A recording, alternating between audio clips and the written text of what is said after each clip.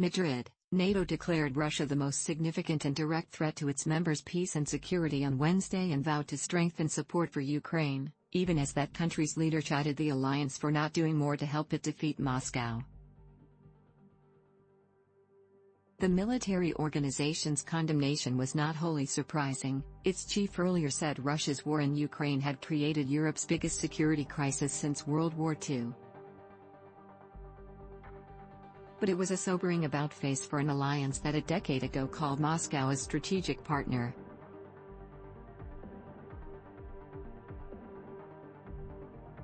NATO also issued a warning about China, accusing it of bullying its neighbors and forming a strategic partnership with Moscow that poses a challenge to the West.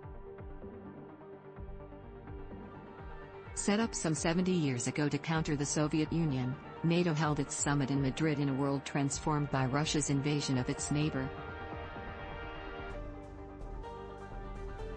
The war drove the alliance to pour troops and weapons into Eastern Europe on a scale unseen in decades and pushed Sweden and Finland to seek the safety of NATO membership.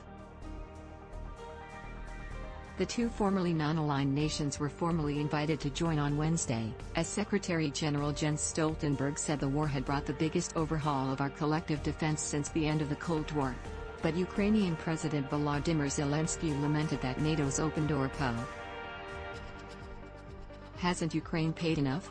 He also asked for more modern artillery systems and other weapons and warned the leaders they either had to provide Kyiv with the help it needed or face a delayed war between Russia and yourself. The question is, who's next? Moldova? Or the Baltics? Or Poland? The answer is, all of them, he said. Zelensky has acknowledged that NATO membership is a distant prospect.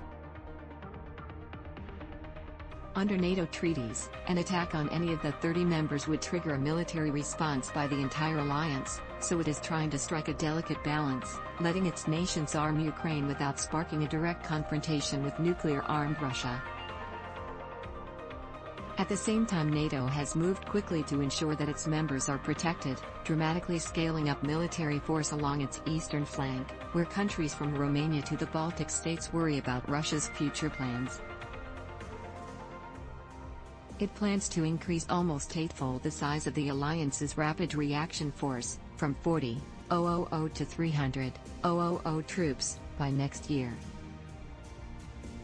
The troops will be based in their home nations but dedicated to specific countries in the east, where the alliance plans to build up stocks of equipment and ammunition.